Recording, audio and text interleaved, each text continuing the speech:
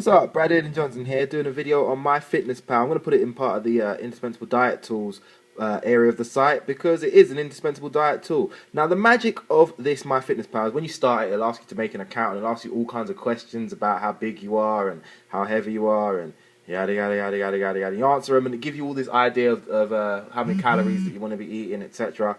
It just gets them all wrong. Its macros are terrible. Its advice is terrible. It asks you to log exercise against diet as well and all kinds of foolishness. Ignore practically every feature of this.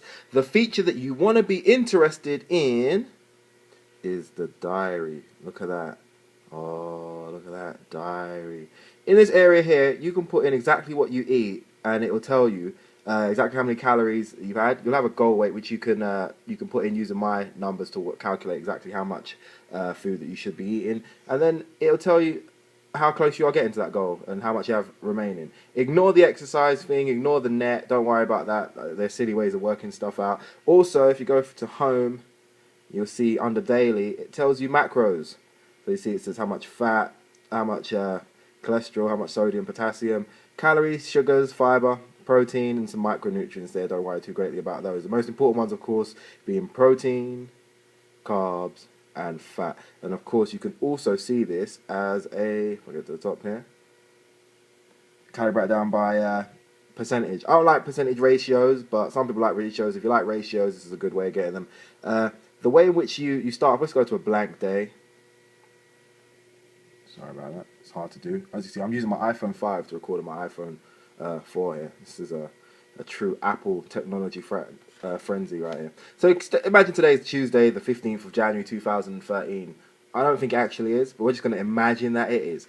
And you want to start your day. You'll click add. You're just about to have some breakfast. Let's say it's the first time you're using it, you've got nothing saved. The first thing that you'll do is you'll search a food. Now let's say you shop at Tesco's and you get oats at Tesco's. So you'll put in let's see how well I can type here. You watching it through the screen. Tesco oats. There's also another way of doing this. And you get a list of all the oats at Tesco's. Now the one I have are the everyday value oats. I would have typed in everyday value, but it takes too long and I can't be bothered to find it. So let's just assume it's these ones, right? These Tesco value. There you go. They're the ones anyway. So you go to Tesco value, and what it does is it shows you a serving size of 100 grams and number of servings. Now you can change this serving size and the number of servings, whichever way makes it easier for you. Oopsie. So if you go to the serving size, you can change it to 1 gram, which is what I normally do. And then from here, you can, because you should be measuring, so you should know, say you have, I don't know, 65 grams of oats in the morning. And then it tells you that's 247 calories, 55.3 grams, 39.3 grams of carbs, and protein is 7.1 grams. So it tells you all that. Oops, sorry, move the phone. And whoops, this is so difficult to do. Tesco oats.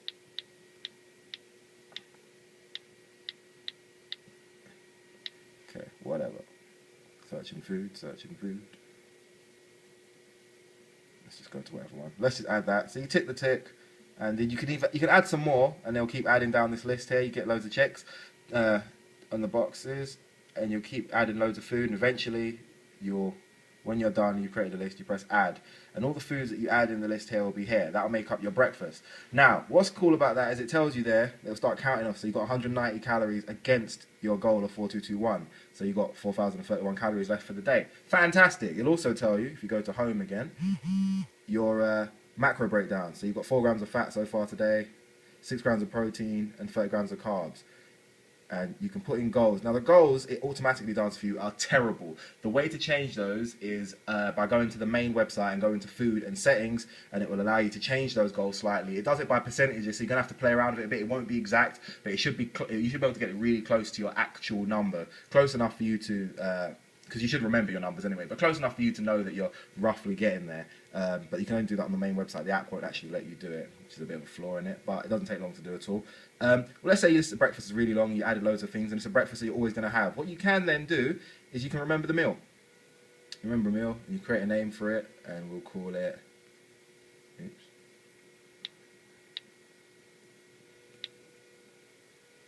Bradley Aiden Johnson.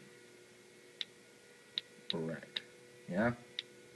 Now that's your meal there. Now in future, you save that. Now let's say fast forward to tomorrow, where it's Wednesday now. You can add, and instead of going through the rigmarole of adding that entire breakfast again, you can just go into meals, and if you scroll down to the bottom, there it is, that meal that we created before, fried breakfast. And you can even alter it in here before you add it. So if you have a few more oats or a few less something, or you remove something, and you can add it, and there you go, it's added just like the day before. It also has the option of adding breakfast, and it will just add the one from yesterday. If you have the same thing over 2 days, you can add the same meal again.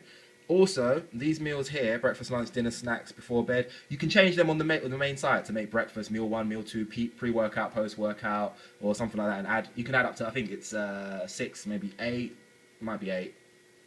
6 or 8, one of the two, if you eat your meals differently, because most people doing this whole bodybuilding thing don't eat breakfast, lunch and dinner in such a strict way. They have meal numbers. That's a professional way of doing it anyway. Either way, when you finish, you can complete the entry and it will tell you, do some workings out, and it will say this is how much you'd weigh in a certain amount of time. It's totally wrong, ignore it, but it does make it go to Facebook so other people can see what you've eaten. You also have friends here, and you can add friends, etc. And people can see your workout progress, your dietary progress. If you make your food thing public, a mistake that a lot of people make is they add you to friends and they don't make it so that friends can actually view what they eat, which kind of defeats the entire point of the whole thing. So make sure if you are going to add people to friends, feel free to add me to friends. You see my account, it's Bradley Aiden Johnson, as most of my accounts are.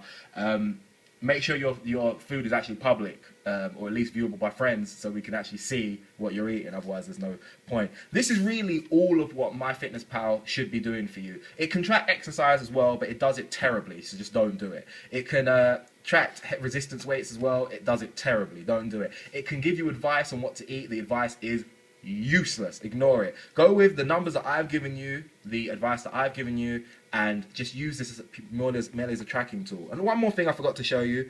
This is even easier. When you're adding a breakfast or a food, you see this little icon here? This is the barcode icon. It won't work here because obviously the camera is facing the table, so it's just black.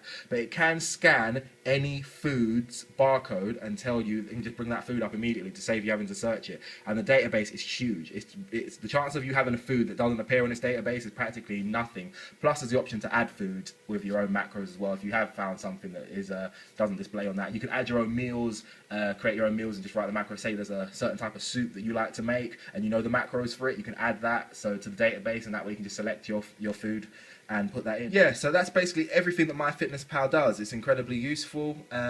Feel free to have a play around with it. You can add your own foods, you can do a whole heap of things. It's great for tracking your food that you've eaten and making sure that you're hitting the right calories so that you're cutting or bulking in the way that you should be. Hopefully this has been some help. BradleyAidenJohnson@gmail.com. If you've got any queries or theories or suggestions or anything you want to know, let me know. Like the video, like my Facebook, follow me on Instagram and on Twitter, and of course subscribe. Peace!